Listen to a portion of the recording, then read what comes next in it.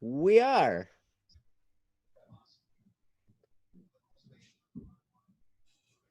Wait, you're turning us off and on again? Look at this. It's all different. That's weird. What did you do? Jesse's hitting buttons. How's it going? Ryan's giving us the silent treatment. Welcome to Don't Fret Friday. If you're fretting right now, if you're fretting right now, I'm gonna freak out and flip flop your face with my fist. What? What are you talking about? I'm gonna wear flip flops on my fist, and I'm gonna stare at their face with that. All right, do it. Yeah, you're welcome. It's a lot more peaceful than it sounds at first. Welcome to Don't Fret Friday, everybody. Thanks for joining us today on this evening's show. We hope that you are having an awesome day and that you are going to have an awesome time with us. Mm-hmm. We're gonna. This is the awesome show. Time. Yeah, we're gonna have an awesome time. We always have an awesome time on this show. Joe and I just love doing this. Yeah, it's great, and we appreciate you guys showing up every time that you show up. We hope you have an awesome time too. We do our best to make sure you have an awesome time. Sometimes we make it awkward. And we hope that you embrace that because that's part of growth, you know? Sometimes you just have to go through the awkward stages just to get better at life. You know, that's why we're here. We're here to make things awkward and weird for you guys.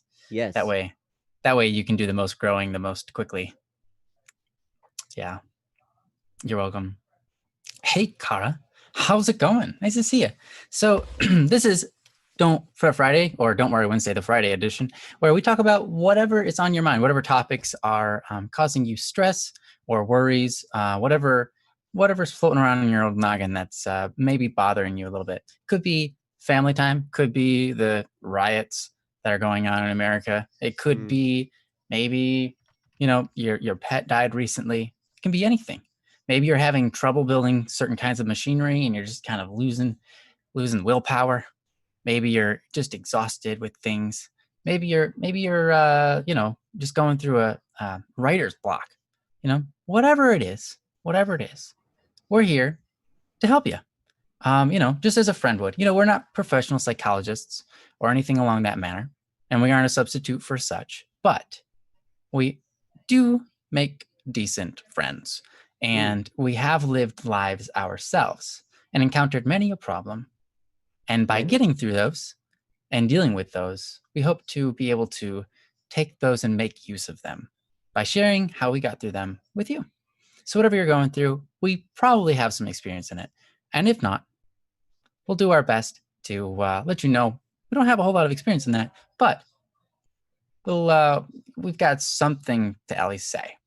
A lot of times, you guys already know how to work through your own problems. That's the truth.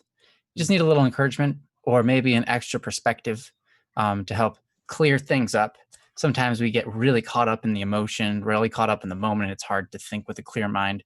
And just being able to let loose, listen to someone else talk about it and their own experiences that in that kind of situation in life can really clear up the air and allow us to just go through the motions to solve whatever it is that we're going through. But anyways, with that, feel free to leave a message in the chat, to send us an email at dww@bss.studio, or to leave a comment or a topic right on the bss.studio web page, site, place, online. But anyways, welcome. Super psyched. Yeah. Or you can send us a message on Discord. That works too. Yes. But yeah, thanks for joining us all. So how you guys doing today? And how are you doing, Joe? Man, I'm great. I had a wonderful day of overcoming challenges. It was sweet. Sounds like it's good for the show. Yeah, it was great. I spent a lot of time on the phone dealing with health insurance issues and then Xbox Live issues, Minecraft issues, all kinds of issues. And, so there was a lot of phone calling and a lot of hair pulling. I have no hair left. Well, you're not going to become Harry Potter if you don't have any hair. Right, I know. But you'll still have half a chance if you got any pottery. Do you have any pottery? No. Okay, it sounds like you're not Harry Potter then. No, I'm not. Well then, I was very sorely mistaken. I think I'm on the wrong show, guys. You thought I was Harry Potter? The whole time. Wow. Forever. It's just, No. it's the bookshelf. It is the bookshelf. The fact that you walk through it also, I've seen you do it. Yeah. So, hey, yeah. Good. Carl, it was great to see you. Yeah. Carl, thanks. I hope you come back. We can share some time with you. But yeah. So, yeah. By the way, also helping us with our show is Princess. Thank you so much. And Jesse. So thank you guys. You guys are awesome. But you know what? Why don't we jump right into it? Yeah. We've got a show to do. We've both got feet. Both. Yeah, let's jump both feet in. You don't want to jump head first. I think jumping head first is the smart way to go. Do you think so? Head first? Yeah, because they always say use your head, right? Yeah. They do. Yeah. But every time I've ever jumped head first into something, it's not a good idea. Oh. I always go feet first. That way I can land on my feet like a cat. Okay. That makes sense. I have a hard time landing on my head. Oh. It's because it's round. It is. I can't stand on it very well. It's very hard to balance. I get it. It is. Okay. So I'm going to go through the list of names that we have here. And if you're here, please let us know. You can say whatever you'd like in the chat, but as long as you say anything, something, or whatever, that'll be nice. We've got Sumner Kagan, John Doe, Man Left Behind, Eric Bodine, Caffrey, Mark Anthony, Cherry, Akil, and Sparrow. So got a bit of a short list. Got 9 topics there. We also have 2 more topics in case as backup. But if you guys have any topics, that'd be awesome if you'd like to share, because that would definitely increase the show. You know, the way we used to do the show is take live comments only. We didn't have a catalog. We didn't have a backlog. So it's really nice and convenient that we've had this for so long. But since we do these 3 times a week, it's starting to dry up, which is kind of cool. But it allows us to kind of get back into the old way we used to do things, which is just talk about what you guys have to talk about on that day, which is cool because then it gets your guys' questions answered more urgently. So yeah. Well, it's interesting, and sometimes like what Sparrow did today, it looks like you posted this just before the show at some point today. So you posted it on a day when you knew you were going to be here, which was really cool. So yeah. Okay, what I'm going to do is, since Akil is here and Sparrow is here, I know we have those 2. We've done Akil for the past 3 sessions or something, which Akil, thank you so much. I appreciate you so much. What we're going to do is we're going to do Sparrow first and then Akil. Is that cool? You're the host, man. You do what you want. I'm just asking if it's cool with these guys. You can do what you want. Akil says Sparrow. Yeah. I figured you would. Go. I figured you would. Yeah. And Princess posted the link. No turning back now. Okay, let's do Akil's then.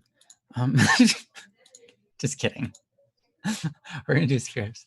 All right. Hey, Hannibal, how's it going, man? Hey, Raquel. So this one is from Sparrow. It's titled Something to Do. And Princess is going to read it for us. Sparrow is here. Today, I just got off school. With a huge weight off my shoulders, I just can't find myself something new to do. I need help. Sparrow is gone. All right. Nice and simple, as always. Sparrow, I love that you keep it that way. It's just really you. That's how you write. That's great. So yeah, school just got out. You're no longer in school. Have you graduated, or are you gonna do you have more years to go? Just out of my own curiosity. But yeah, huge weight off your shoulders for sure. School is very weighty. It really kind of bogs you down with a bunch of stuff. So it's awesome to be free from that. But now that you're free from that, what are you going to do with all that time? What's that new thing that you can do? It's a great question. There's a lot of things you can get caught up in. And some things are productive. Some things they just kind of use your time, but they can be productive even, no time is wasted as long as you're doing something. But yeah, just can't find myself something new to do. It's a really interesting thing. And I don't think I've had that problem in a long time because I've been so busy, there's so much stuff to do. And I'm sure Joe has the same thing. But trying to look back on my life and find those rare occasions back when I didn't have a plate of things to do, a big to-do list. What kind of stuff can I get into? And part of that is figuring out what you want to do with your time. What do you like to do with your time that is healthy, and what's the best thing to do with your time? So yeah, Joe, what do you got to say about this? Yeah, that's a really good question. Like Ryan was saying, it's tough for me to relate at this point. I mean, I can remember back when I was in school and everything that, summertime would come and things would slow down and I'd be bored half the time and, I'd be trying to find something to do. I did a lot of gaming and a lot of music playing through the summers. Also, I generally got into like summer swim leagues and stuff like that because I was on the swim team, and That's cool.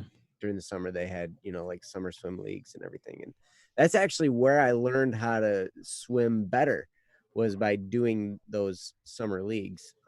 And that got me, like, I ended up being the most improved swimmer like my sophomore year of high school, just because I was a walk-on my freshman year, and then so I was terrible, like awful, right? I mean, I knew how to swim, but I had no idea how to swim competitively. And then over the summer, just taking that extra time to practice, put me in a position where they were like, whoa, where did you come from? Like, last year you were awful. Yeah. You get most improved. I'm like, yeah, that's because I was really awful last year. Like, yeah. But at any rate, so that's something. I mean, you can look at the things that you're already into and you can be like, okay, is there anything I can do to kind of continue along that track? Is there anything I can do to improve in those areas? These days, I don't know what quarantine looks like where you are at. It seems to be a little bit different everywhere, because some places are opening up, some places are still closed. Excuse me. Some places are kind of doing this gradual thing. Some places are just like open. It's pretty wild. But I don't know. I think if I had time to do whatever I wanted right now, if I was looking for something to do right now, me personally, I would start learning how to play the bass guitar. That's one thing I've always wanted to do, and I never had the time to do it. Another thing that I've always wanted to do and never had the time to learn was draw. I would spend time on like Rainy's streams and learn from her and learn from other artists to how to draw. That always was something that I'd wanted to do, but never took the time to learn it, And so anytime, I mean, you can just like look at the vast, how many different kinds of skills would you like to have, and find people. I just about guarantee any skill that you would want to learn, somebody is teaching it on YouTube or Twitch or demonstrating it in some way, and you would be able to learn how to do it. And if it's not happening, then somebody needs to do it. And maybe you need to learn how to do that thing, so then you can be the guy doing the streams and doing the lessons on YouTube or Twitch or whatever it is that you're on.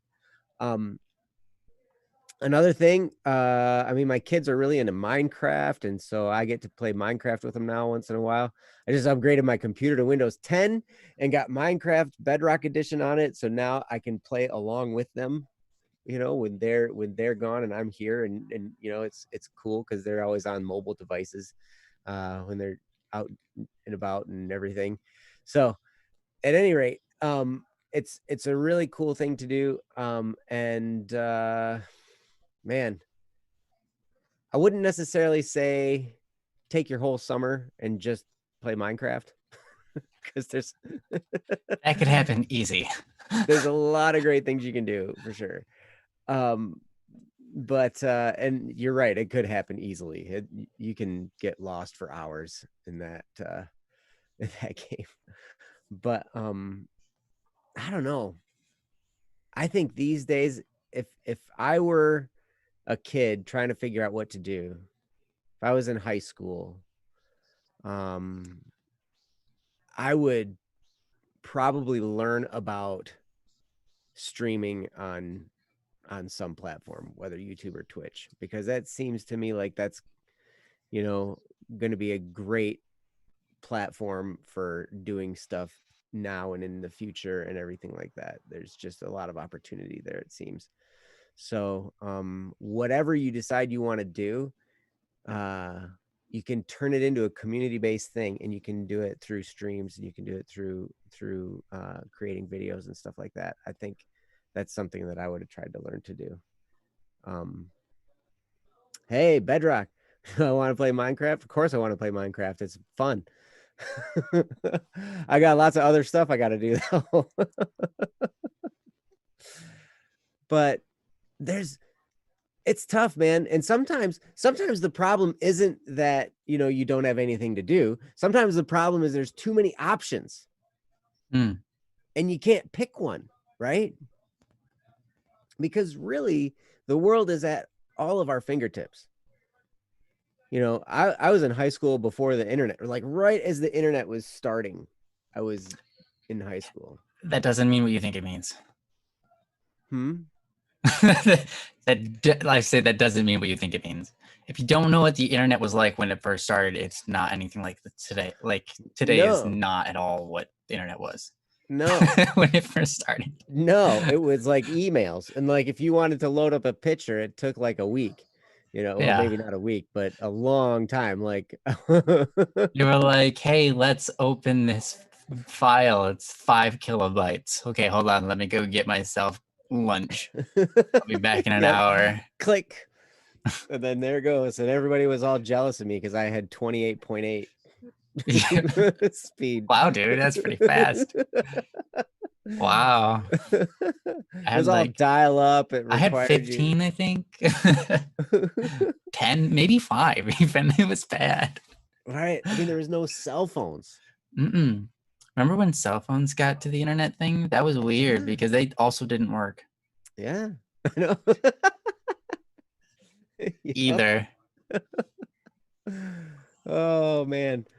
But yeah, so these days, you could pretty much decide, what do I want to, is there something I want to learn to do? Is there something I've always thought would be cool to learn how to do?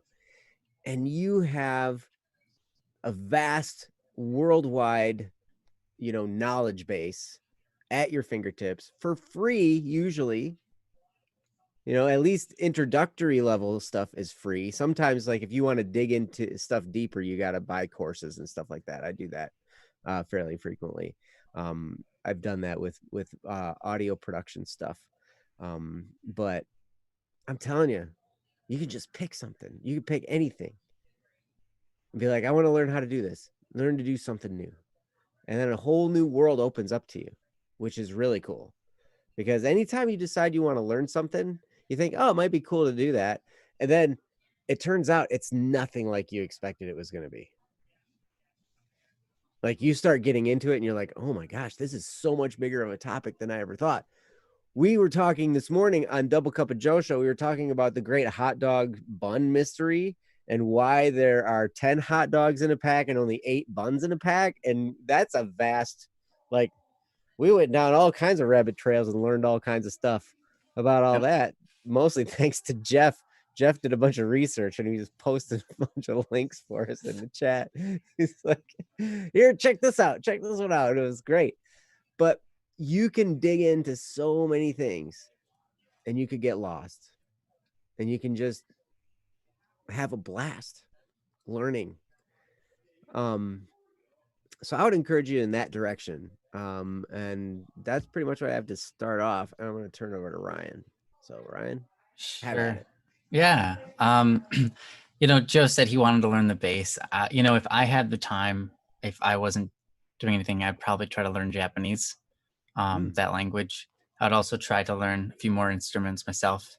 I would practice singing more. I would, stuff like that.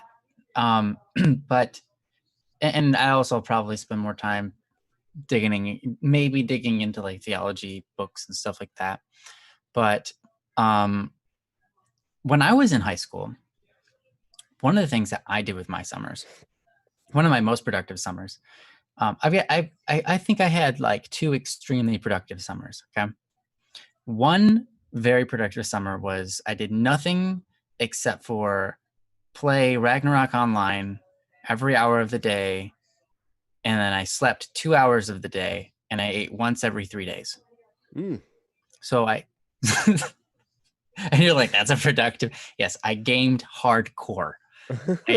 But what did I do when I was gaming? I was literally just sitting talking to people. And if I wasn't in town talking to people, I was leveling up my character because it's an RPG, right?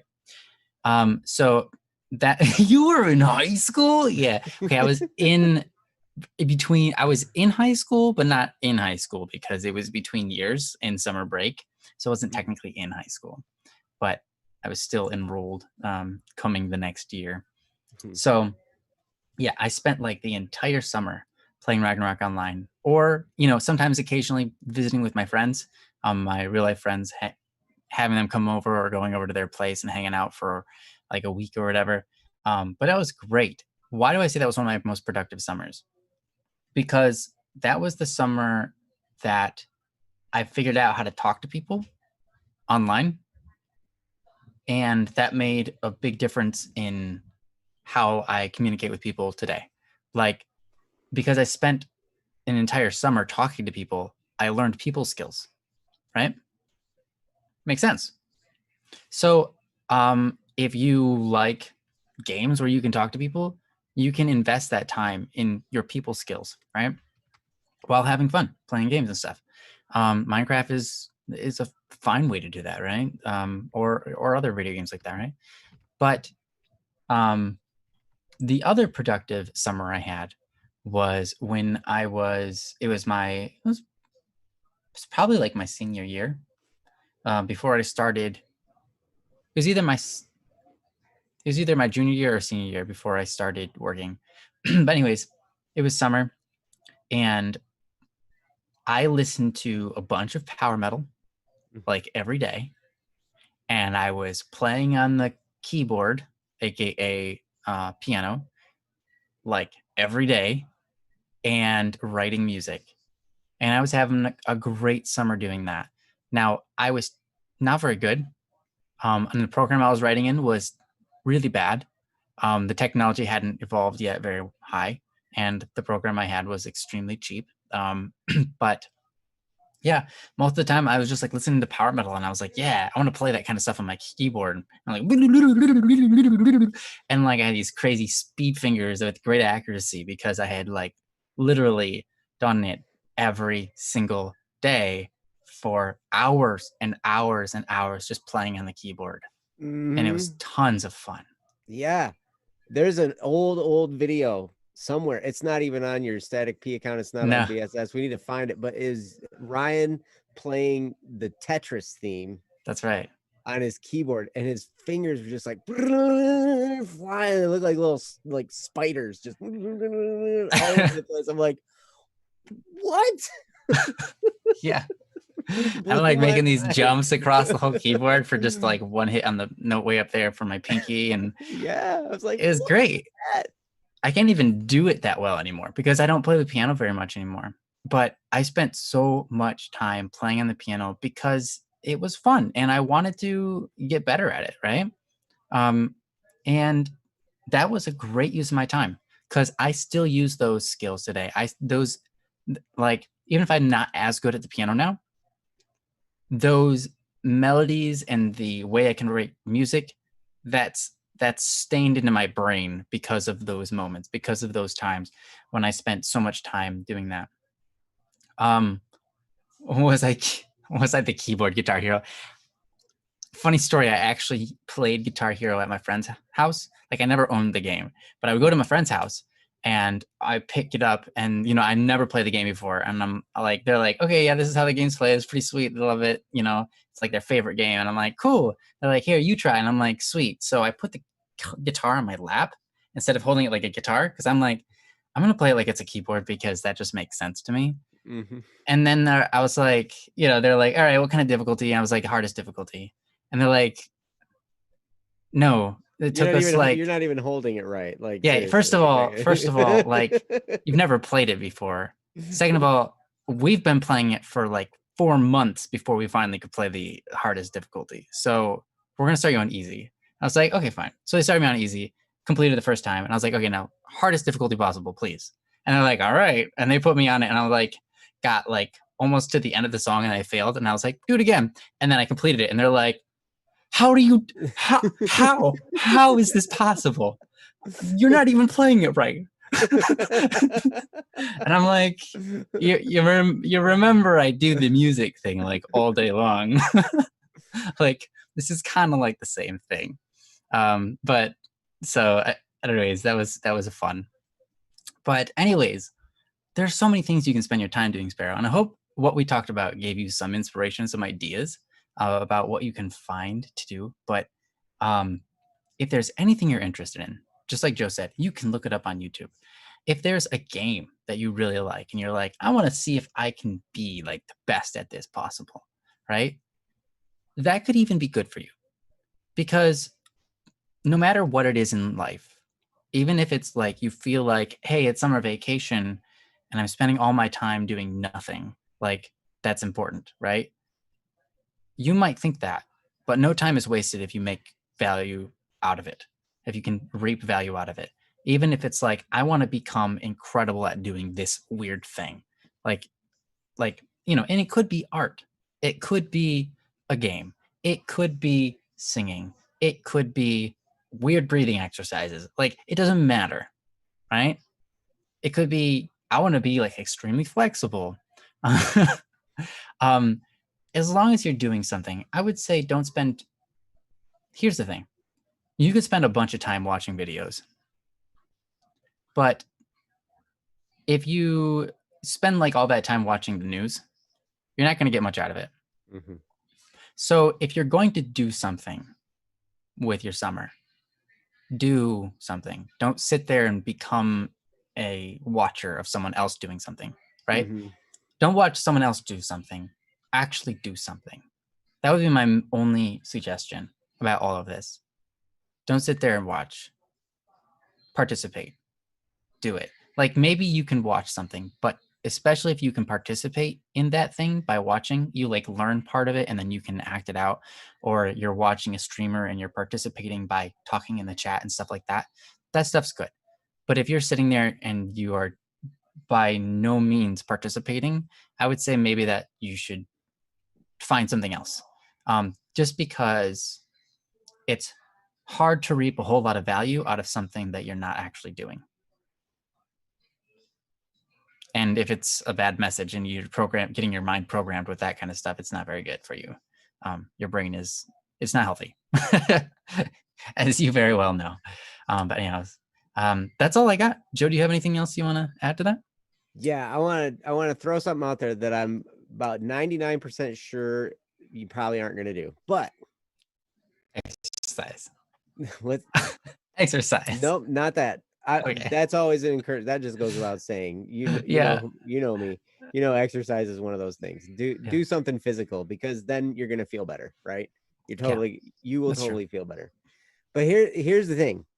Knowing what I know now, and I'm old, right? Like 19? I would not have done this when I was younger either.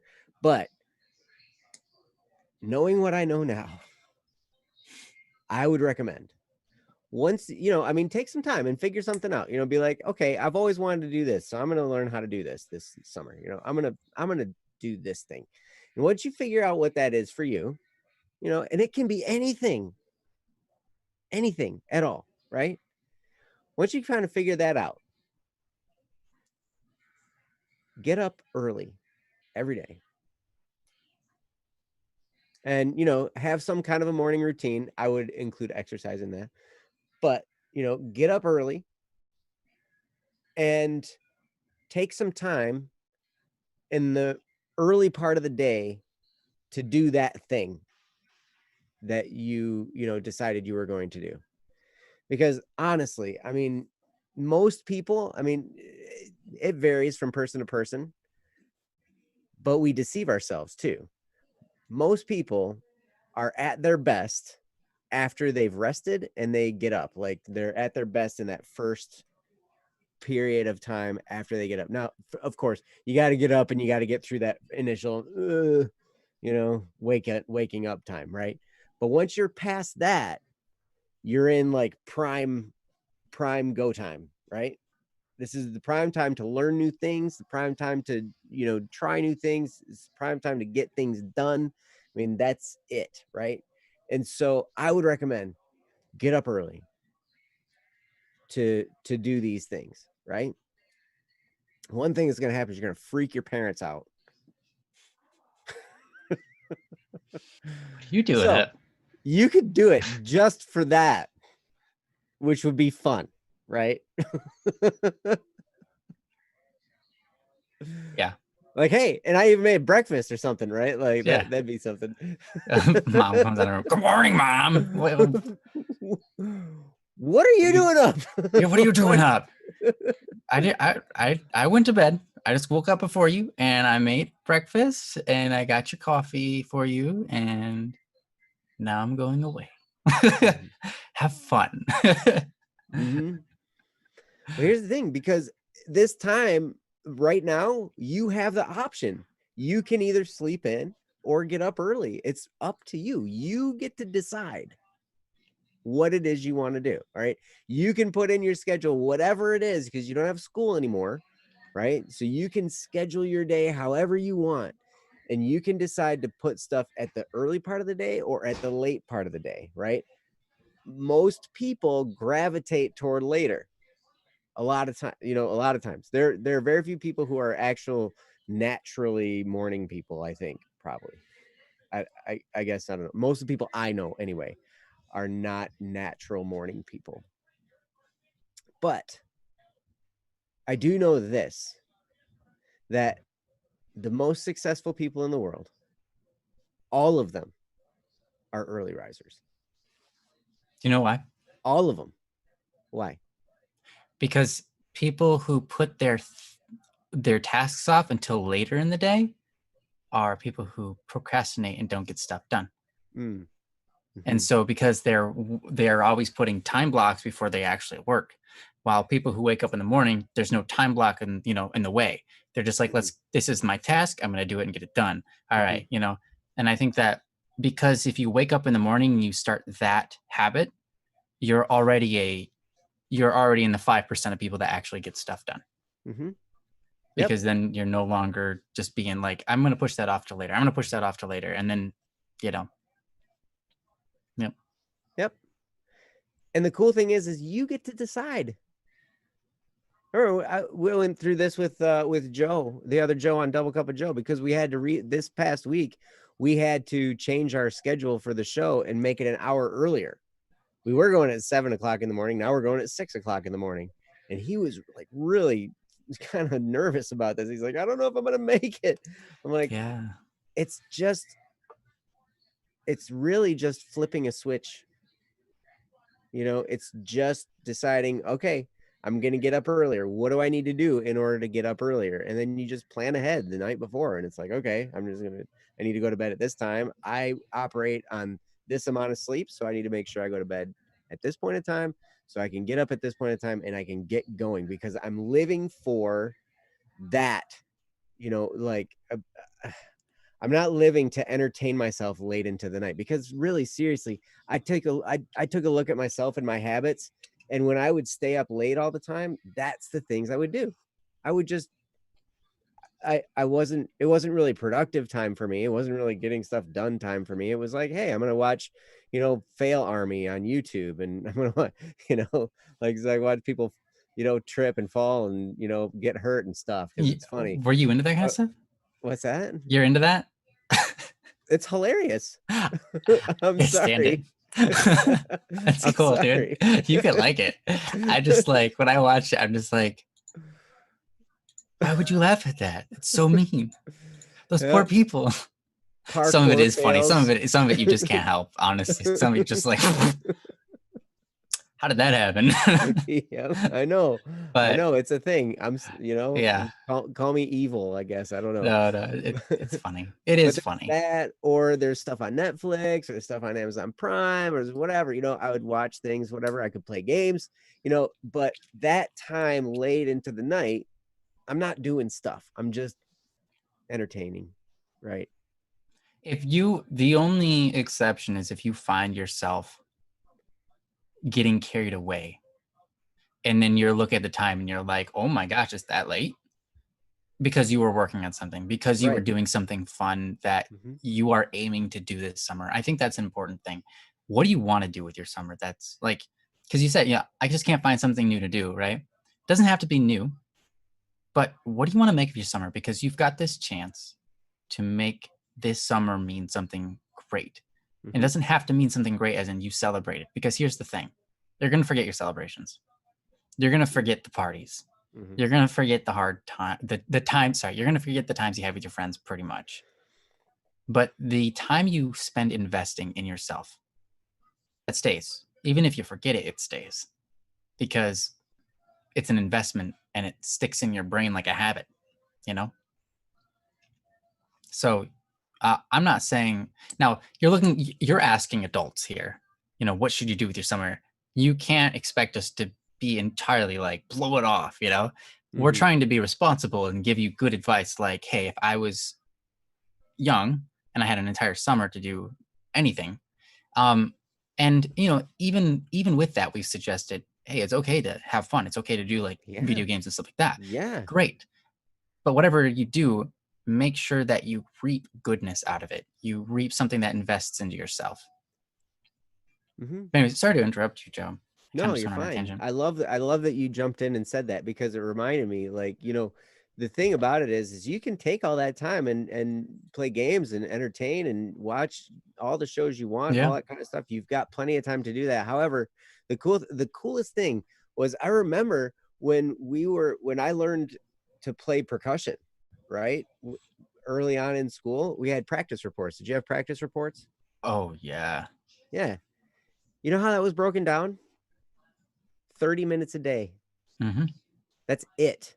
That's how it started anyways. Yeah. If you just take 30 minutes a day to do the thing you want to do, you're going to get good at it. Yeah. Yep. But it's just, you take that 30 minutes every day and set a timer if you want to, and be like, I'm going to do this for 30 minutes and I'm going to be done in 30 minutes. And then I'm going to have the rest of the day. I'm going to do whatever I want. I'm going to play Minecraft to my heart's content. I'm going to mine bunches and bunches of diamonds so I can make pickaxes and get obsidian, and, and then I can put it in a chest, and then my friends can come into my world and loot my chests and take all my stuff. That's what happens with me and my kids. Like, all you need to do is you find a body of water, and then you dig down into it, and you build a glass ceiling, and you build your house underneath the water to watch the fishes float above you. Oh. And what happens when you dig down into the ocean floor? Do you find diamonds? You can find diamonds in there, yeah. At least, I don't know. I played years and years ago, dude. Like, years and years ago. This is not, why are we talking about Minecraft? It's kind of funny. I played with Einstein when he bought it for me. And it was fun actually to play with him. He's hilarious. But yeah, no, actually I had a great time. You gave me as Joe was saying, I'm gonna make like a beaver like house in there made of glass, with a hole that goes from the hill next to the body of water and tunnel into my house. Should we make a Minecraft server for everybody here? Like, because people a lot of people on Static Be Friends and servers and so on play Minecraft. And they had suggested a long time we build a Minecraft server for them. Like I think everybody wants it. Yes, please. Yes. All right, it looks like the majority vote is no, though. So probably not, guys. Yes, please. Oh my gosh, and here comes Risa Boy, hey, what's up, man? I don't remember seeing you in the chat. Is this the first time you've spoken? No. You said hi up above. Okay, cool. Awesome. But yeah. Anyways, yeah, do with your summer what you want, but we hope that you, just like Joe said, you only need 30 minutes a day to do something productive to make it awesome. Like, that's how we started with our instruments, right? And then if you get really, really into it, you can move it up from 30 minutes to like an hour. And even that's extremely helpful, extremely productive. You'd be surprised. But yeah, I used to do like in my summer year, I think my last year of summer, I did like 4 hours of piano a day, every day. But that's because you were into it, right? Yeah. You didn't start there. No way. I did not start there. Not even close. Yeah. I remember one day I finished playing and I was like, I just played the piano for 8 hours. And it's funny because the way I play the piano was like, like with my fingers going crazy the whole time. I'm like, I just did for 8 hours. And my brother was like, found this video where people played, what was it called? Takumono Taichi, which is Those Who Fight. It's from Final Fantasy VII. And it's this really fast-paced song on the piano. And like all the comments are like, man, I love this song. It just hurts my hands. And my brother was showing me all the comments and I was like, that's so funny. And he's like, yeah, dude, you do this for like hours. I'm like, I don't know. They just aren't used to it. When you do something every day, you get used to it and it becomes no big deal. So yeah, it's great. Anyways. Yep. Sparrow, I got to tell you, I'm a little bit jealous because, it'd be great to have the time. Right? Yep, there is opportunity there. And, you can find something. And, I only have Bedrock Edition too. So that's all good. But, yeah, I mean, really, it's up to you. It's totally up to you. And I wish you the best. I can't tell you what to do. I can just tell you, what I basically said is just, take the opportunity you have. And like Ryan said, make the most out of it. Because yeah. And then when you get older, you're gonna be able to be like, man, I wish I'd have done this different, because you're always gonna have something you wish you did different. But that's right. That's how life is. Anyways, we've been on the topic for a while. Thank you so much for the topic, Sparrow. I hope you just have an awesome summer. Let's head on to the next one. Yeah, let's do. This one's from Akil. And again, just to re-preface, this is Don't Fret Friday, the show where we talk about whatever worries or thoughts or things you want to talk about, whatever's on your mind. Feel free to just post in the chat. If you want to be anonymous, maybe you're going through family struggles and you just kind of like, I don't want to share my name. Totally cool. You can send us an email at dww@bss.studio, or you can send us a message on Discord, or put it on a topic on our website, which is dww. Oh my gosh, it's bss.studio. It's bss.studio. It's not dww. That's the email address. That's the email. Thank you, Princess. So anyways, Princess shared the links for you. And what's hilarious? It's like as soon as you mentioned Minecraft, like the chat blew up. Oh yeah. Of course. Minecraft is big. It's a fun game. It is. It's cool. All right. So here we go. Cool. This one is from Akil. Junior Joe A. I love it. Hey, man. Man. Okay. So this is from Akil. This topic is titled Dreamless. and the lovely princess is going to read it for us. The lovely princess. Yes. Thank you. With the lovely voice. Yes. I have been losing a lot of sleep lately. In fact, I don't think I have a sleep schedule anymore. The I turned into we now that I got whispers in my head again. Some of them are in a tired tone. The rest are filled with excitement and energy. God knows where it comes from. This contrast of energy in my mind basically stretched out and created extremes on both ends. My head is getting heavier, but my mind went around the world in less than 80 days on foot. I can't even get tired at this point. My mind keeps being active even after intense workout. I end up passing out and waking up to sleep typing gibberish on random times. I can no longer dream. My mind right now wanders too much. I think it is in Yemen. So yeah, I can no longer choose the destination. I just keep stretching myself thin, losing focus. For the first time ever, I burned an egg. It was then I realized how my daily routine was affected. I no longer feel refreshed taking a bath. Food has taste but is unfulfilling. Me? All of me has stopped smiling. I don't even know what I'm going to do with this anymore. I guess subconsciously I trigger something that unearthed my buried selves.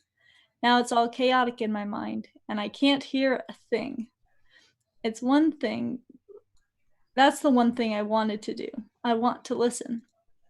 I'm not really a person with words, so I kept my ears open. Right now, I wish I could rip them off. That was a stupid idea, because the voices came from me. My hand-eye coordination becomes way off. I'm always on the verge of collapsing, but my mind kept pushing. I'm tired. I'm tired. I'm tired. Why am I writing? I'm tired. Why do I keep talking to people? I'm tired. What was I doing again? From Akil. All right. Thank you, Akil. And thanks, Princess, for reading it for us. Yes. Appreciate that. So Akil, yeah, another topic from you, and it's really great to, again, it's always great to see you. And yeah, this one's a little bit different. I like that. It's kind of interesting. When you were first talking, or, part of this post, it reminded me of, I don't know if you've ever read it. There's a good chance, but I'm not sure. There's a whole section of the Bible by Solomon. It's called Ecclesiastes. And your post heavily reminded me of Ecclesiastes. And it's beautiful because Ecclesiastes, it's a book. If for those of you who don't know, it's a book within the Bible, and it's just talking about how everything just kind of feels like nothing. Like everything is worthless. Everything's in vain. Like I do this, but it's not fulfilling. I do that, but it's like not fulfilling. And like I try to go everywhere, and then I try to do nothing, and it's just not like I'm not fulfilled. And I've just gone tired. I've just grown to be more and more tired, and it's like, what am I even doing? What's the point of anything? And then it kind of has this resolve, because that is how life can be sometimes, right? It's like sometimes you just don't know what to do with yourself. Sometimes no matter what you do, it just feels just bland and in vain. So then you have the resolve, which in the case of the Bible is there's hope. There's God. And it's not all in vain, because there is God, because there is hope, because there are good things. And sometimes it takes going through that phase, right, of darkness, of like everything is in vain, to find the root of all things, the truth in all things. What is the whole point of everything? And then from there, everything, like that's the soil that you have. That's what you lay down. And then everything starts to blossom. And all those things that we saw as vain then start to take on a new light, a new shine, a new glory, a new bud and bloom, and into something that does matter. It's really interesting how that works. But I'm going to go ahead with that preface and kind of leave that as it is, just to kind of give Joe some time to think about the topic and reflect and figure out what you want to talk about. I threw that segment in there, but Well, that was so nice of you, Ryan. Yeah, you're welcome. And now I'm going to give it to Joe.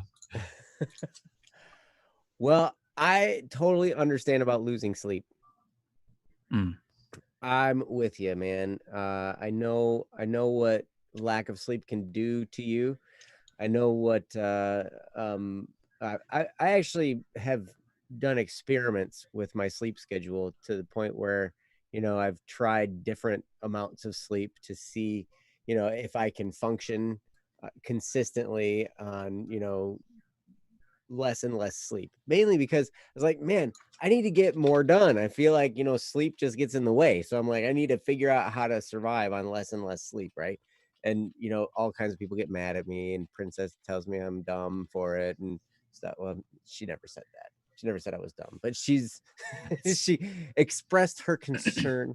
And so did basically everybody. They're like, yeah, you need more than that.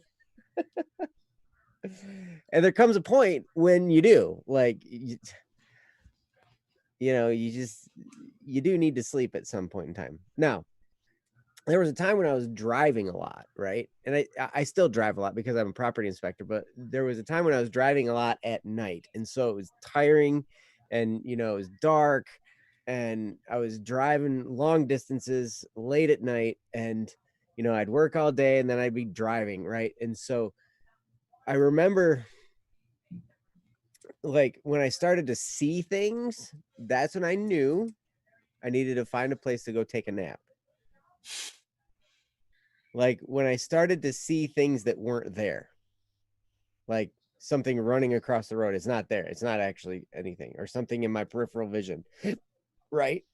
Yeah. And I remember talking to a guy who drove semi truck, and he's like, oh yeah, when you see the demons, it's time for a nap. Yeah, I was thinking the same thing. I'm like, yeah, I would call it the other thing. I'd be like, when you see the angels, take a nap, because those are signs for you to pull over. It's like you need to stop, take a nap somewhere, you know. So, but at any rate, I know about being tired, and I know how sometimes you're tired, but you still can't sleep. Right? Like, you're exhausted. Your body is so exhausted. And it's like, I just want to go to sleep, and I still can't sleep. I have less trouble with that now. Maybe because I got older, but for a long time, I don't know what it was that I was doing to myself. Maybe I was drinking too much caffeine late. You know, there's all kinds of things that are possible. But I remember, like, feeling so exhausted and still not being able to sleep, and then just being tired all the time. Right? Now, I sleep the amount that I sleep. And I sleep hard when I sleep. So my sleep is very restful when I'm sleeping, but it's just not a very long increment, really. But Akil says, I used to be low maintenance for sleep, but now with how depressive things became, I got drained quickly. Ironically, it got me to lose the sleep that I needed. Yeah, it's interesting when your mind can race like that, it'll keep you awake. And one of the things that has helped me so much is well, there are a few things you can try. One is meditation. Now, it doesn't, like, you can pray. Prayer helps a lot. Excuse me. But meditation, where you're just dismissing your thoughts, where you get into the habit of dismissing thoughts, and I use the words thank you, and you're dismissed when a thought scampers across my brain, right? Because they do that. Like, something just pops into your head, and there it is. And it's like, sometimes I physically have to say out loud, stop. You know, like, something comes into my head, and it's, you know, not good or whatever, and, like, I'm trying to get it out, and it's just not getting out, and I have to actually say out loud, stop. Like, and I'm sitting there by myself. I probably look like a crazy person, but it's okay. It doesn't matter. But when you can get into the habit of dismissing your thoughts and really doing that, what can happen then when you start to feel your mind start to race, when you're tired and you can't sleep because there's all kinds of stuff going on and there's a whole bunch of stuff on your mind, because you've learned and developed the habit of being able to dismiss thoughts and clear your mind out, then you can start to relax because there's nothing pressing on your mind anyway. It used to be my mind would go crazy when I'd try to go to sleep. It would race and I'd have all kinds of things that I needed to do, needed to plan, needed to figure out how to do and all that stuff, right? One thing that I started to do was now you can do this, there are a bunch of different apps. I use a software called Simpleology for this. You could look that up if you want to try it. There's also like you can use Google Keep. That's on most of our devices. But really, when something comes into my mind that I feel like I need to remember, I write it down, or I put it in my phone in this Simpleology app or in Google Keep or whatever. You know, I just write it down. That way it's there. I'm not going to forget it. And then I can let it go. I give myself permission at that point to let it go because I wrote it down and it's there. I don't have to think about it anymore. And some of it, I started to learn some of my thoughts. I started to analyze this and I'm like, you know, a lot of my thoughts, I have no power to change some of these things that are bothering me. None whatsoever. I'm concerned with a whole lot of things that I am powerless to influence. And so that's where I know I've talked about this before, but there are two circles in our lives. There's the circle of concern and there's the circle of influence. Now, the circle of concern are all the things that we're concerned about, the things that bother us, the things that keep us up at night, right? And our circle of influence that's the stuff that we actually can do something about, right? And one of our missions in life needs to be aligning those two circles. Because when we're concerned about a whole bunch of stuff that we have no power to change or influence, that's just a recipe for stressing yourself out and being worried and anxious all the time. There's nothing you can do about it. But it's bothering you. It's like, there's nothing I can do. So then you have to figure out how can this not be a concern of mine? I can't do anything about it anyway. Like what?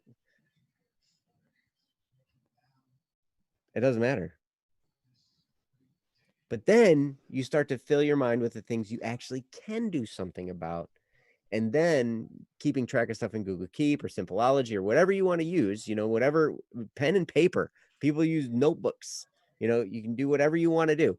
But at that point, it becomes useful to do that because now you can put that on your list of things to do the next day. Because when it's bedtime, it's like, I need to go to sleep anyway. I'm not going to be doing any of this stuff tonight, but I wrote it down so I can take care of it later. And that one practice of writing those things down, first of all, it helped me to filter out the things. Okay, I can't do anything about that anyway. I'm taking it off the list. I'm crossing it off, right? But when I started doing that, I noticed that my mind became freer. It became clearer. And then I was able to fall asleep. And I didn't have the racing mind going all the time. I hope that makes sense. But I love how Ryan started this because even that practice of keeping my to-do list and doing all that kind of stuff, in the end, I mean, hopefully it made a difference. But who knows? It's way easier to just relax and understand, this life, we can enjoy it or we can have a really hard time with it. And we really get to choose that. I started today looking at all the phone calls I had to make and all the time I knew I was going to be on hold and all the painful stuff I was going to have to deal with people, trying to communicate my unique situations, because I had some weird situations going on in both these places I needed to call. And so I was like, this is going to be tough, man. But then I was like, wait a minute, I like a challenge. I like challenges. This is going to be great because it's going to be a challenge and I like those. And so it instantly shifted my whole perspective on the deal. I went from going, this is going to be awful, I'm not going to be able to stand it, it's going to be so hard, to, wait a minute, I like challenges. This is going to be fun. And when I'm done with it, I'm going to have a victory under my belt because I did it. No matter what the result is, I actually did the task, which is what's important. The results, hey, I'm not always in control of those, but I can do the thing I said I was going to do. And that peace of mind was so valuable. But anyway, I've talked for a while. Ryan, please continue. All right. Okay. Kendra says that I know it's not on part of the topic, but Deacon Ken, a good friend of her uncle, went to the hospital and prayed over him and put a rosary in her uncle's hand.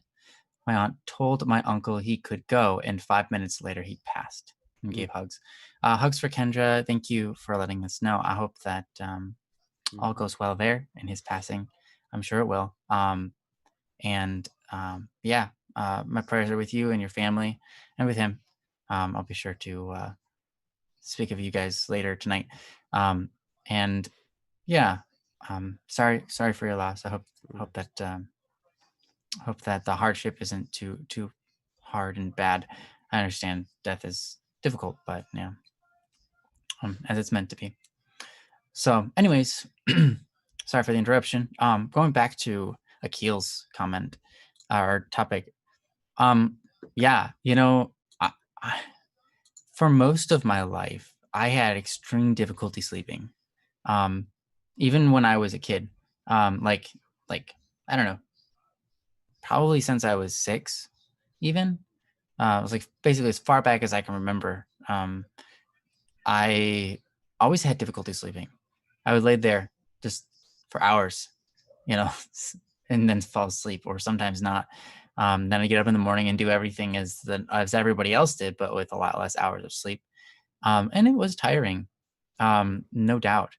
You have your mind running in the background, or even sometimes you're just like nothing is going on. Everything's blank. You just still can't sleep, So I remember dealing with that, and luckily I don't have that very often anymore. And that's mainly because of 2 things. Number one, I tend to basically stay awake to the point of exhaustion and then go to sleep. So sometimes it'll be like a normal day, like 16 hours, right? And then I'll go to sleep, whatever. But sometimes it'll be like, oh yeah, I've been up for 30 something hours and then I'll go to sleep. Or I've been up for like 40 something hours and then I'll go to sleep, right? I have the luxury of doing that because right now we have, because we're on, I guess you have the luxury of doing that because right now we're in quarantine and stuff like that. We don't have any job schedules and stuff. I don't have that at all anyways, because I work from home. But that was one thing that helped a lot, is that I recognized that if I'm not able to sleep super easy, I might as well just stay awake until I'm so tired I just go,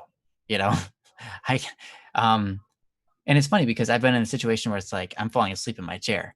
All right, time to go to bed. I get up, I walk to my bed, and I lay there for hours, right? It's like, what the heck? I was just falling asleep a moment ago. What's different now? It happens. Here's another tip for you that helped me a lot. Drink water. For me, that was one of the biggest helpers in my entire life. I had a problem sleeping, like I said, for my entire life. And finally, just randomly, I started drinking not even like a full glass, but just like drinking about a glass of water before going to bed. And I finally was able to get sleep, like almost regularly. And now every time I go to bed, I drink water just before I go to sleep, and it helps a ton. I think it's because when your body's dehydrated, it doesn't feel like it can relax. Your mind doesn't feel like it can relax. So make sure you get enough water into you before you go to bed. That can help a lot. Now, some people complain and say, well, then I'll have to wake up and go to the bathroom. Well, it's better to at least fall asleep if you have to wake up. I never do to go to the bathroom. My body doesn't do that. As weird as that is, I don't think I've woken up in the middle of the night to go to the bathroom like more than like 20 times in my entire life. So very rare. But anyways, just wait till you get to be 19 like me. Yeah. I'll be sure to figure that out when I become 19 someday. I'll have to work backwards for that one. So yeah, no, I think being hydrated, eating sufficiently, that kind of stuff really does matter, because it sets our body at ease, which sets our mind at ease. Especially kids, believe it or not, they recommend, if your child, like we're talking to like infants, right? Babies, infants, toddlers, if they're having a hard time sleeping at night, if they just won't go to bed, they keep on waking up in the middle of the night, stuff like that, they say, feed your kid more just before they go to bed at night. Give them dinner right before they go to bed. They'll stay asleep. And they generally do.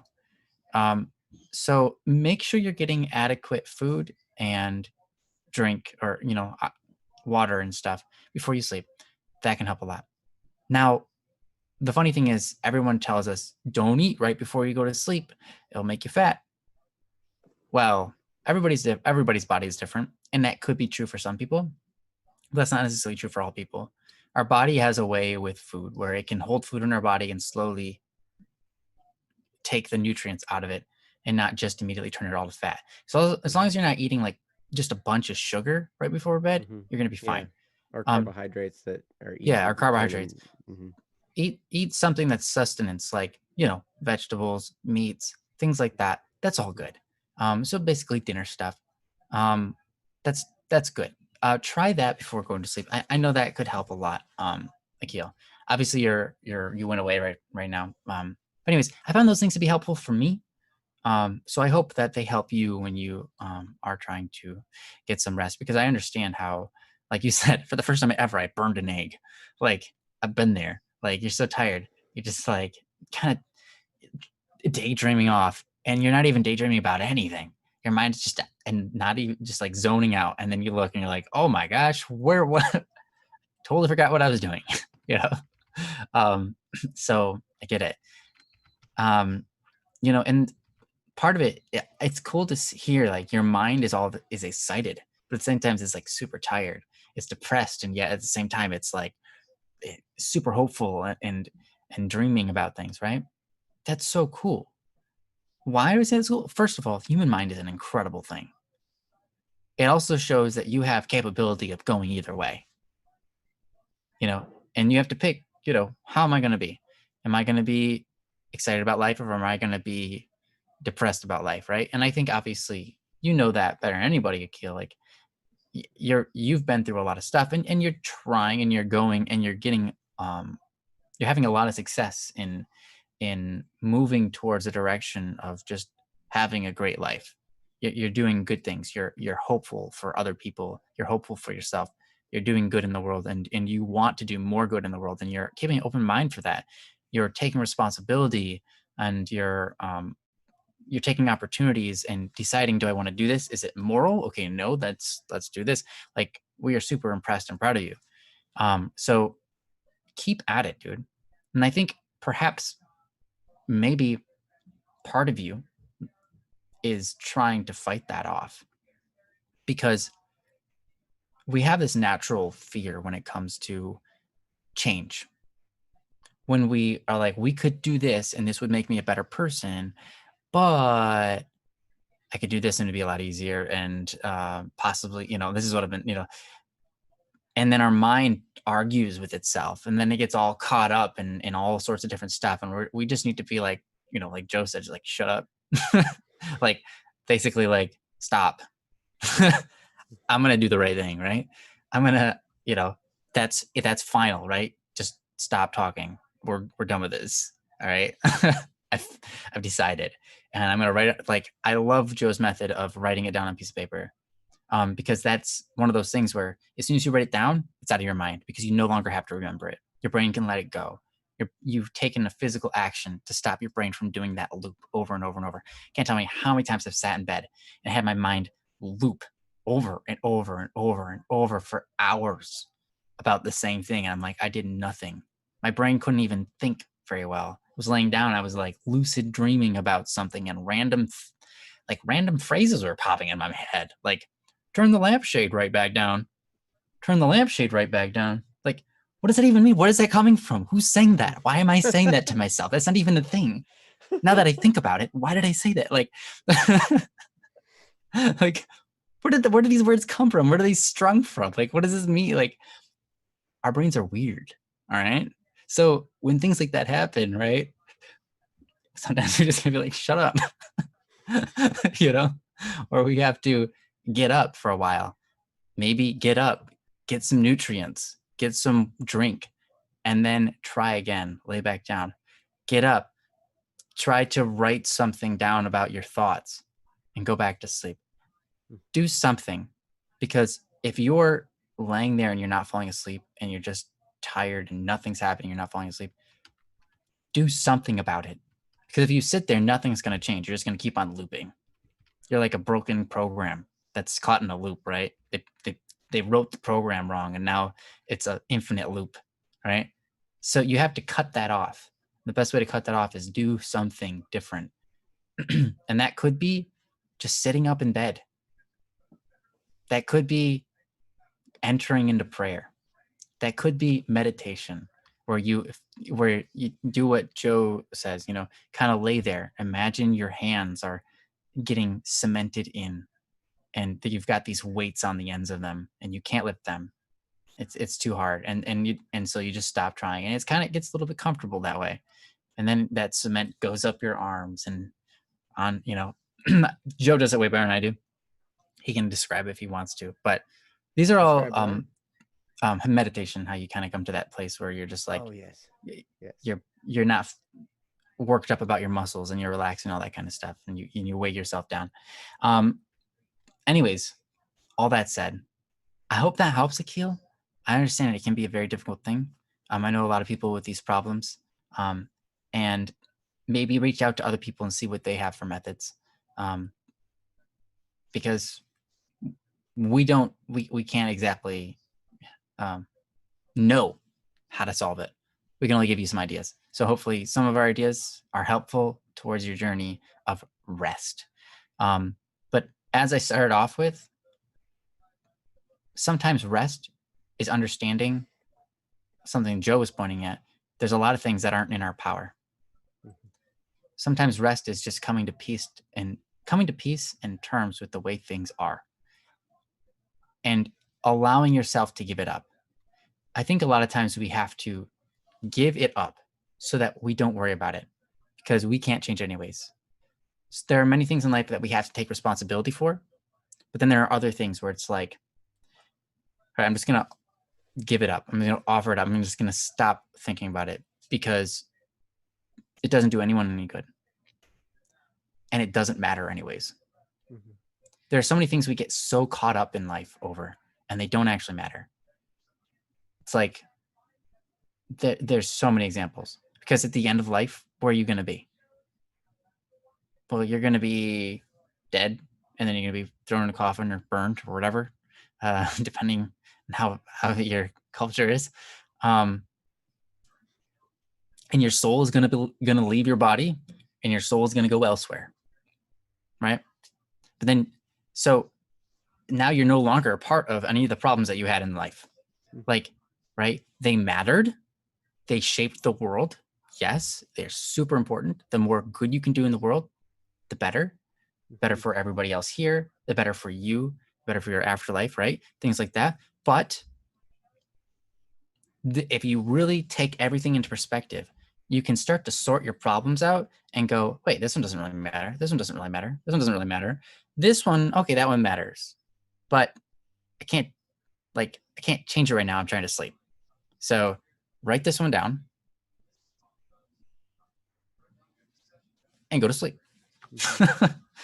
I think that's kind of how we have to solve these sometimes, is just look at what's actually important in the grand scheme of things. And that really helps us give a direction, and then helps us become at peace, knowing that all things in the end will be all right.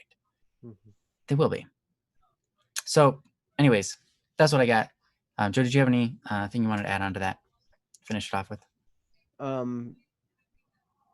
No, I think I love how you ended that. Everything is going to be okay in the long run. Things work out the way they're supposed to in the long run. It's okay. It's going to be all right. So, yep. What, I guess, one thing, I guess, just pay attention to what you're doing throughout the day. There are some things that make it harder to go to sleep. Like, here comes classic Joe advice: exercise sometime during the day. Probably not right before you go to bed, because that'll wake you up. But if you exercise at some point in the day and you get that part of your routine every day, it gets a lot easier to sleep, because you've burned off some of that steam. You kind of, you've taken care of some of that. So sometimes how we live throughout our day can impact how well we sleep at night. So absolutely true. There's some different things. So anyway. Yeah. And what are you spending your time thinking about while you're awake? Totally. Like, because remember, whatever you do in your life, you're programming your subconscious mind. So whatever you think about, whatever you expose yourself to, whether it be the news or it just be your own thought, whether it be your family members or whatever they're talking about, one way or another, you're programming messages to kind of be in the subconscious mind. And when you go to your sleep, right, that's when your subconscious mind is most often active, right? I mean, that's where our dreams come from. That's where these random thoughts come from. It comes from our subconscious mind. It comes from these habits. How are you programming it throughout the day? Because what you do during your day is going to affect how you think during night. So if you find yourself filling your day with these thoughts that are leading to sleepless nights, find different subjects, spend more time doing something else, and you'll find that you maybe will stop having those thoughts after a few weeks of doing something different, spending your time listening to different kinds of media or whatever it is. But yeah, with that, I think that about wraps it up. Thank you so much, Shaquille, for the topic. I know that you kind of went away for a while, and that's totally cool. I hope you're getting some rest or something good there. But we hope to see you soon. I know we will. We're so lucky to have you here. Almost every single don't that we have. I don't know if we call the series don't Muddle Monday, don't win Pretty Wednesday, and don't Fret Friday, right? Oh my gosh. Yeah, Squishy Kitty's like watching a scary movie before bed. Yeah, that's not a good idea. I don't want to watch a scary movie ever. Like, scary movies and me don't get along. They don't bother me. I just don't find them entertaining. And then they do put weird things in your head, and you're just like, that's a dumb thought. Like, I feel like there are people who really love scary movies. I'm just not one of them. I just don't find them very entertaining, but that's okay. Some people find the thrill and horror genre to be awesome, and that's okay. Yep, it's okay.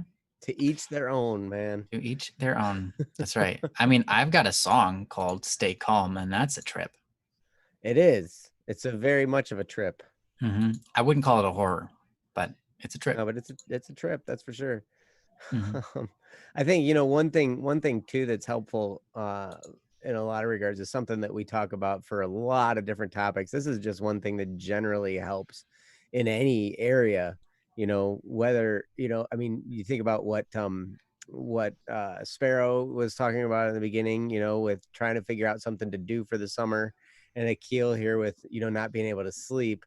And really, quite frankly, this same, you know, perspective could work for both. And that is, learn how to be forgiving of yourself. Because, you know, like, one of the things we feel like you look at Sparrow's topic, it's like, I don't know what I'm going to do this summer. And then you can get all tense about it. You can get all stressed out about it. Like, what am I going to do? You know, I can't figure this out. And then you start beating yourself up. At least this is what I would do. Right. And so then, you know, as you go down that path, it's like, you know, you could have nipped that with a little bit of self-forgiveness. You know, just learning how to forgive yourself and be like, you know what, I'm not perfect, and that's okay. I can try harder the next time. I have to forgive myself daily because I'm like, I didn't get all this stuff done that I wanted to do. You know, part of that is because I usually set my goals pretty ambitiously every day, you know, and I have a whole bunch of stuff I want to do, and I get most of the way through them. Usually. Sometimes I get all the way, but most of the time most of the time I don't get through them. So I have to forgive myself. I have to be like, okay, it's all right. You can try harder the next time, or you can move this to the next one, and it's okay. And the same thing with sleeping. A lot of things that'll race in your head, before you know it, you'll start being like, oh my gosh, I'm doing it again. I'm not sleeping. I need to sleep or else I'm going to be tired. And then you start, you know, beating yourself up over that. And then that causes another load of anxiety for you. And if you can learn to be like, you know what? I'm not perfect. It's okay. Nobody's perfect. I can try harder next time. I can try harder again another time. This is where I'm at, and it's okay. And learn to forgive yourself, because those times, you know, they will bring peace of mind that will help so much in bringing you, you know, the sleep you need, or helping you relax so you can find the thing you need to do. You know, it helps in so many areas. So sorry I went on that tangent, but yeah, no, that's great. Squishy Kitty says that you're quiet.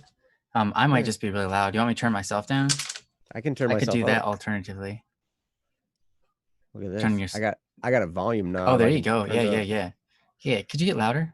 Oh, I can. This is about. How about this? Yeah. How about like this? That. Ooh. How about this? Could you? How about that? Could you just breathe right into my ear? Super hard. It's a hard breath. That's soft. What? Joe, take away the screen filter thing. My gosh. No hard. Oh, that's why they put that thing there. That's what I want to hear, man. You want to hear nothing? I think I just wrecked my mic. That's getting weird. No, you're getting weird. Moo. All right. So. All right. Good. I'm glad that's better. All right. Thank you, Joe. So, okay. Now Ryan sounds weird. Please. How about no? Okay. Whatever. How about what's done with? We're done. All right. I won't do any more. So okay. We've got some Whose topics. Mic sounds worse, my mic or Ryan's mic? I'm gonna read through the names that we have topics for. If we don't have any topics, we have a few reserved topics that we have. But so if you're here and I call out your name, please say something so that we can do your topic. Sumner Kagan, John Doe, Man Left Behind, Eric Bodine, Caffrey, Mark Anthony, and Cherry. If any of those people are here, let us know. Otherwise, we have some anonymous topics or topics that appeared in the chat from a while back. One of them is titled To Be Holy, and the other is titled What If Negative Emotions Didn't Exist? Those are pretty good topics, actually. What if negative emotions didn't exist? Joe, do you want to do that topic? That sounds pretty cool to me. Sure. So I believe this one, well, it says it comes from chat. Yeah.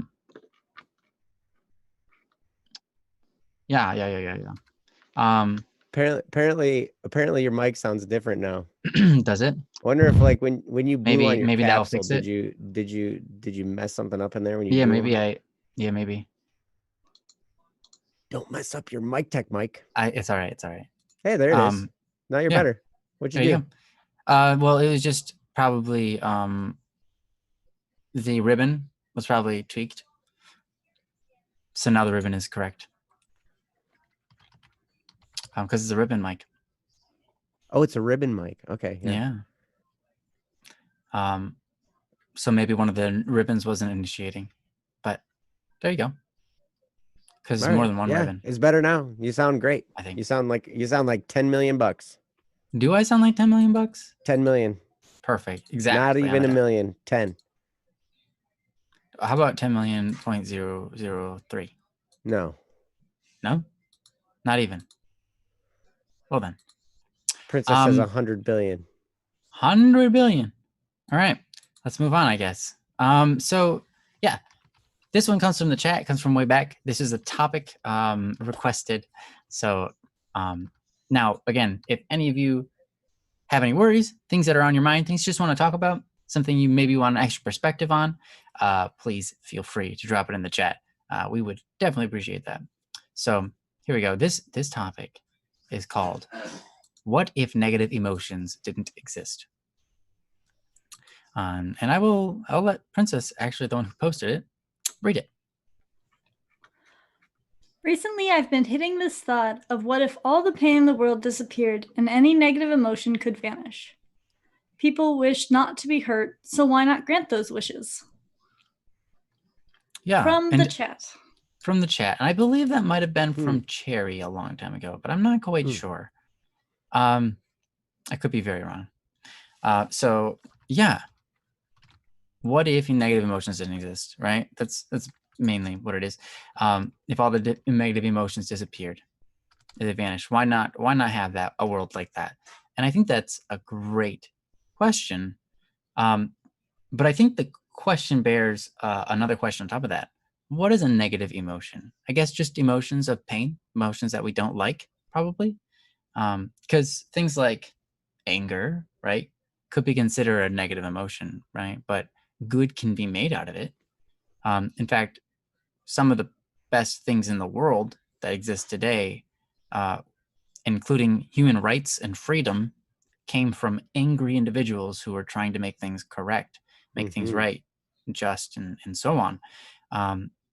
Anger can be a tool for good, right? And so then you have things like, I guess, sorrow, sadness. Those are negative emotions. But yeah, what do you think about this, Joe?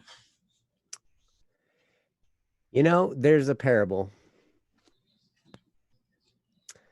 There was a guy who, he passed on and went to his eternal reward, right? And his eternal reward was he was in a stream and he was fly fishing, and that's what he did. That's what he loved to do during his life. Like when he wasn't working, he would go and he'd go fly fishing, right? And so he's standing in this beautiful, beautiful creek bed in this river, and it's just, everything's perfect, and the sun is shining and glistening and everything, and it's just absolutely gorgeous. And he's like, wow, I must be in heaven. This is just so amazing. I mean, you just look at the trees blowing, you look at the sun, you look at this, it's such a perfect day. And he casts out and catches a fish immediately. Just like the fly hits the water and catches a fish. It's like, oh, wow, that's perfect. He puts the fish over, and then he goes and he casts again. Perfect cast.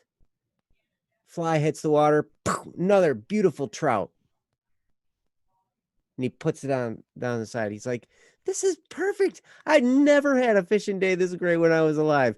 He's like, and he throw the fly out there. Boom, another one. And it kept going like that.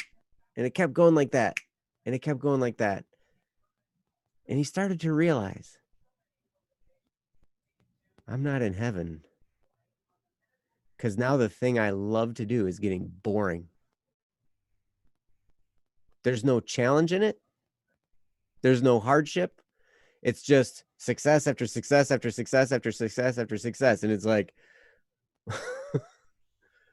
because now it takes that achievement and it's no longer an achievement. It takes that great thing and it's no longer so great. That's the beauty of pain and, well, the beauty of the negative things that happen. You know, people always talk about, well, if God exists, how could there be evil in the world? And I'll tell you, the reason God allows evil is because he brings a greater good from that evil than ever would have existed before. It's a weird dichotomy, but it's because of the bad things that happen that the good things are so good. Senna responded to this post and she said, as our good friend Akil says, life without darkness is also life without appreciating how bright the light is. And if even just for that reason alone, just to give you the difference, so the good things could be good, it would be worth it to have the negative emotions, to have the pain. But another thing that pain does for us is it proves that we can love. Because when everything's great and easy and wonderful and flawless, it's easy to love. You don't even have to think about it. You don't have to give it a second thought or nothing.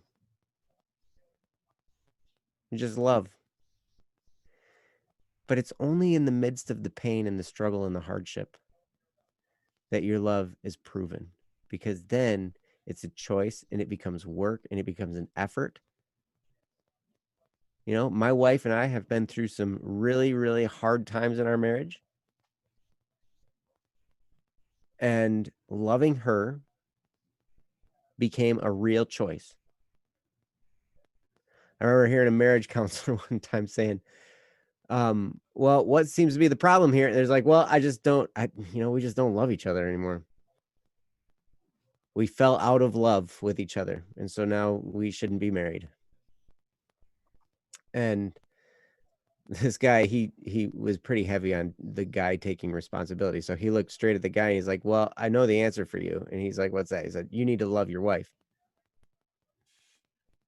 And he's like, but I don't anymore. That's the problem. He's like, yes, that's what you need to do. You need to love your wife because you made a promise to, for one, when you got married. And for two, love is an action. It's a choice. The feeling follows the action. You know, the good feelings follow the action in the midst of the turmoil. So it's crazy, you know, like we don't really have good feelings without also having bad feelings. So anyway, it's a weird thing, but yeah, I understand the thought, you know, I understand the sentiment of, you know, we should see what we can do to alleviate all pain.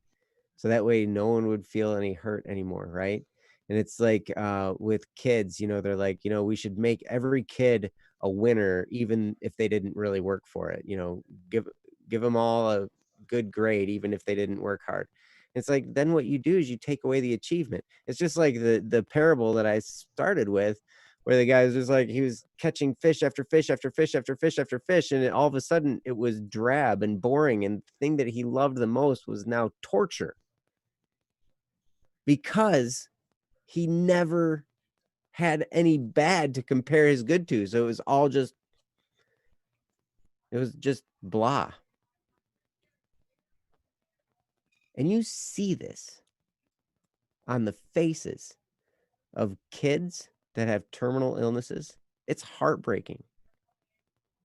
Absolutely heartbreaking. But a lot of, man, I tell you what, kids that have been through massive struggles and like been hospitalized and gone through all kinds of stuff, a lot of times they're the most loving, they're the most caring, they're the most upbeat, they have the most sense of security, and they're wise beyond their years because they've been through those challenges. What happens when a kid doesn't have any challenges? When a kid has everything handed to him?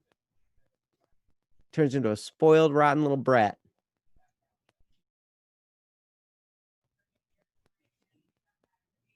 So it's crazy. I mean, you can truly see it working out in the lives of people, that when negative, bad, painful things happen, greater good is the fruit that results. And I don't know. I'm done philosophizing. Ryan, what do you got? Yeah, no, it's a really great topic and it's a deep one. Obviously, I agree with you completely, and I think you did it. I think you did the topic justice. I remember, I would say most of my life going through it and thinking, well, the world is just broken. It's imperfect. It was designed to be, well, not, it wasn't designed to be bad, but it was designed to allow bad in it. And therefore, we have to put up with pain. We have to put up with these things. And there's nothing we can do about it, but it will all go away, you know, when we're dead. I realized and came to the conclusion later that that's not true at all. One of the first kind of interesting things I remember hearing the saints, the people who died, pray for us. It's like, why? Why? Well, they're in heaven, they're looking down on us, and they're like, wow, these guys need help. God, can you help them? Right? So they're up there looking down, right? And so this is what I've heard, right, when I was a kid. I was like, wait a minute. So they feel sorrow? Yeah, of course they feel sorrow. They feel bad for us. God feels bad for us. Wait, so there's such thing as sorrow in heaven? There's a such thing as that pain? Yeah. Yeah. In fact, pain isn't evil. A lot of times we look at it and we say, oh, we don't like this feeling, therefore it is evil. And that's not true. It took me a long time to realize that just because something is distasteful, just because we don't like the way it is, though it's because we don't like the way it tastes, right? We might not like broccoli, but it doesn't mean broccoli's bad for us, right? We might like sugar. That doesn't mean sugar is good for us. Now, both of them are technically good for you in the right amounts. Both of them could be bad for you in the other too much, right? But regardless of that, my point is, just because we like or dislike something, just because we feel pain, doesn't mean it's evil. Doesn't mean that that's a bad thing. In fact, just like Joe said, pain, you know, that's how you prove your love. Without that, there's no tangible, there's no evidence of actually having love, because everything is so easy. There is no, like, even if things were so still difficult, right, in this world where there's no negative emotions, right, even if things were still difficult and a challenge, but there was no negative emotion associated with them, that would still be lacking. And I can give a great example. When someone dies, we feel sorrow, we feel that negative pain, or negative emotion, right? The reason is because we as human beings realize the value and importance and beauty that is now absent in this world. We realize, wow, that, or, you know, whatever died, whether it be a human or a creature or whatever, we look at it and we say, that had value and it is gone. We feel sorrow, and that sorrow is a good thing. It's supposed to be there. It's our heart telling us life is beautiful. We need to appreciate it, right? So sorrow can point us in a direction of greater fulfillment. Sorrow can point us in a direction of achieving more out of life. It can make us appreciate each other better. It can make us love each other better, and even love ourselves more, love our life more. All because the world is designed to have these emotions that don't feel good. But those emotions point us to something beautiful regardless. And so I think that it is a beautiful thing that these negative emotions exist. I think it's a beautiful thing that we suffer. Not because I'm some sort of, what do you call that person who loves pain? I'm not like that, right? Masochistic, whatever that is. Yeah, Right. not because I'm a masochist. Not any percent. I sincerely dislike physical activities. I used to hate them. I'm all right with them. I've kind of reprogrammed my brain a little bit and be like, you know what, I can do it. It's fine. But I used to hate them so bad. Like being told that I have to do something physical is just like, oh, now my whole body hurts because the emotion made my whole body hurt. Like I don't even want to do it that bad. Right. So anyways, I'm not masochistic, right? In saying this, but there is no sacrifice. There is no love without suffering, without pain. Our hearts demand that there be pain so that things can be worth something. Right? If there's no pain, worth disappears, cost disappears. And if there's no cost, there's no worth, right? Everything has to cost something. There's an economy of life. And sometimes that's in our heart. That is our emotions, right? And if we don't have a cost, our drive, our conviction, everything is lost to us. We cannot place it. We don't know what anything is worth. We don't have a desire to chase anything because we cannot find any cost. Therefore, we cannot find value. And sometimes it takes the worst things in life to show us, like just going through the worst times in life, the hardest things in life, the darkest moments in life. Sometimes it takes going through those to identify how much everything is worth, how much someone else is worth to us, how much life is worth, how much a dream that we have of doing and achieving is worth. A negative emotion is a cost. It's a price that we pay to have value, to have love, to have desire, to chase dreams, to chase goals. So, yeah, I think if the world was without negative emotion, it would be a world without God. Not because God is pain and suffering, but because God does endure pain and suffering for us. And that's part of who he is. And that's why it exists in this world, because that is literally part of who he is. And that's why it's such a big part of this world. It's because what he is, and it's what he does, because he loves so hard to hurt. And that's why we can hurt, because we are figments of God, right? So I know it's kind of religious, but that's my statement on it. But yeah, Joe, do you have anything you want to build off of that, or anything you change? Yes, and Jehoshaphat. Yeah, he just took some of the words right out of my mouth, because there's so much of this, that Ryan's getting into here. There's so much of that packed into the song, A Reason for Suffering. If you just listen to the lyrics, that that's what it is. That's what makes dreams worth it. That's what makes love worth it. The fact that you suffer and the fact that you endure pain. Kitty here is talking, was just talking in the chat about, having a little bit more of a healthy lifestyle and everything, working out, hurt her knee, but it's better now. And now feeling better, after changing some of this lifestyle. Slept roughly 13 hours. That's crazy. I don't know how you could sleep that long. Happens. Especially after like serious injury and stuff. It happens. It's true. Yeah, it's true. But at any rate, yeah, like when you exercise, it's painful.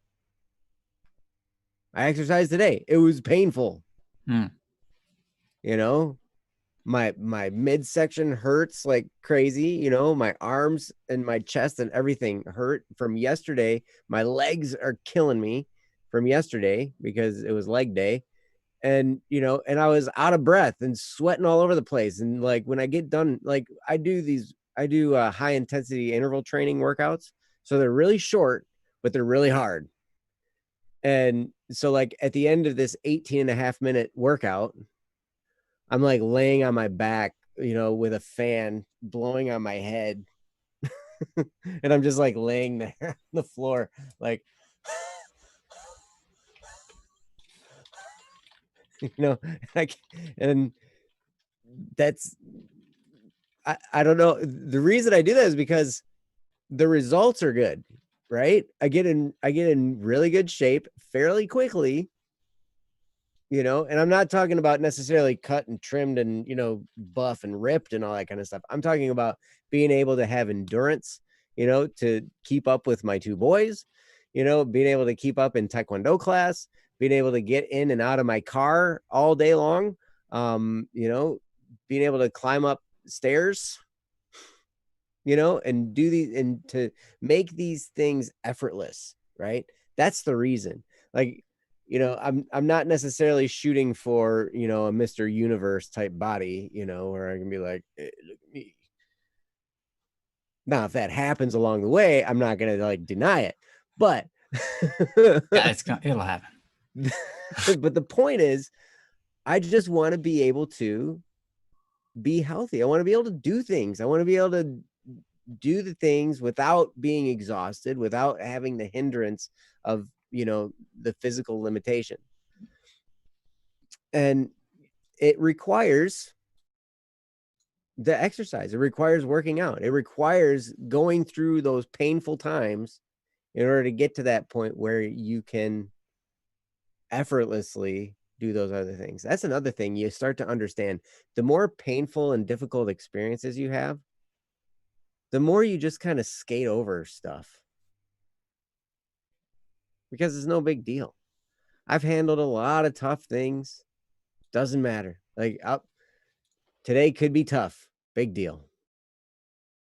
You know, I might get all kinds of people. Like I was doing an inspection today, property inspection, and I pulled in. I was out in the middle of nowhere, right? And I'm driving down the road, and I get to this house, and I like stop in front of it. I'm like, oh, that's the one. So I grab a picture of the front of the house, and I pull in the driveway, and there's this truck that's been following me for like 5 miles, and it pulls in behind me. All right, well, it's like it's waiting for me. Like I'm sitting at the end of the driveway, and it's sitting there at the end of the driveway. It wants to pull in the driveway, so I back out and I wave, you know, and then he waves, and then he pulls in the driveway, and then but I wasn't done taking all my pictures yet. I still had to get, you know, you got to get a certain amount of pictures at different angles and stuff like that. So, you know, he pulled in, and then I took a couple more pictures. I took a picture of the mailbox for the address number. I took a picture of the front. I took a picture of this, you know, kind of like the side and stuff. And then all of a sudden, so then I started driving back down the road because we're not supposed to be making contact with people right now because of COVID-19 and all that stuff, right? So I just whoop, and then all of a sudden, man, I started pulling down that road, and all of a sudden I hear this truck backing out of that driveway as fast as he can. He's gonna chase me down, and I'm like, "What is going on?" You know, and then he pulls up, and I just stopped in the road and let him catch up to me. I'm like, this, you know, this yeah, I had that happen to me before. I'm just like, man, that guy's gonna cause a accident. I'm just gonna stop. Slow down, dude. Yep. It's all right. So he pulls up, and actually me stopping made him realize that, you know, I wasn't trying to do anything underhanded, you know. Right, He wasn't gonna have to absolutely. chase me down. I was just like, hey, I'll explain to you whatever. Now, when I was first starting in this business, that would have freaked me right out. But I've dealt with it before. Yep. So it's no big deal. And that's the thing that happens as you endure painful moments, as you endure difficult times. You can face increasingly difficult times with stature and posture, and you can be you're just confident in those situations.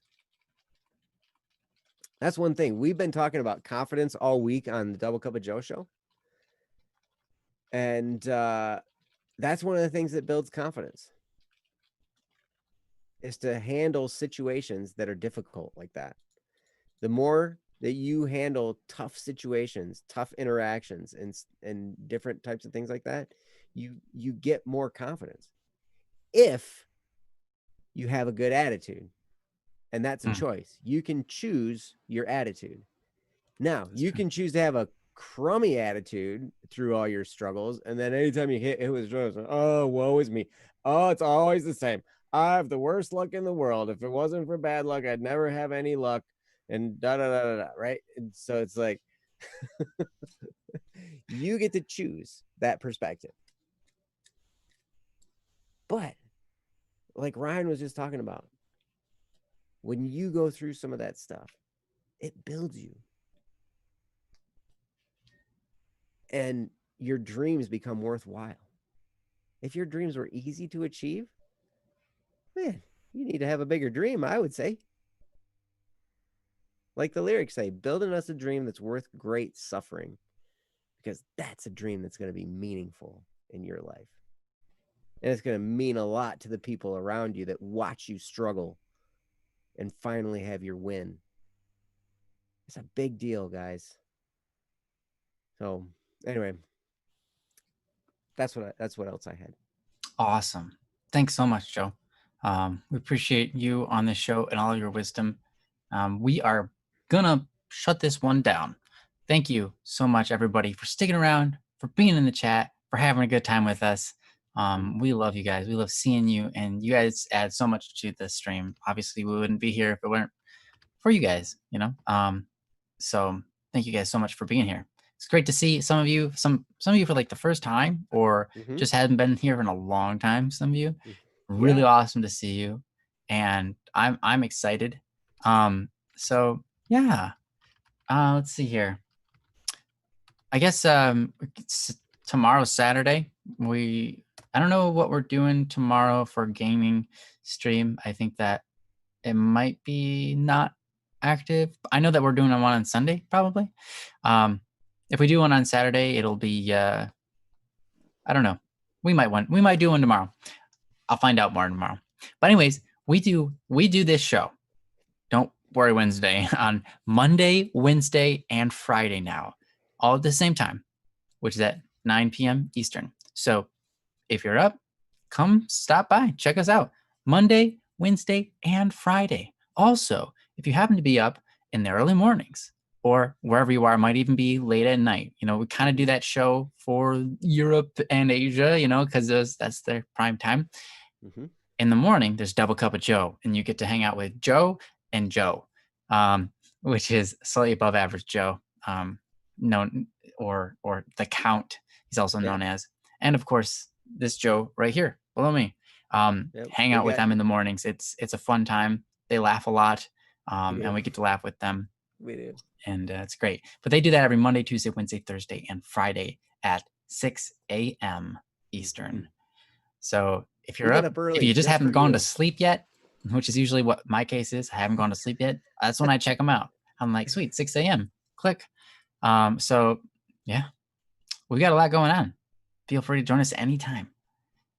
We love you guys, and we hope to see you all very soon. Until then, have an awesome life. Yes. See you guys later. Love you guys. We'll see you next time. Bye-bye. Peace.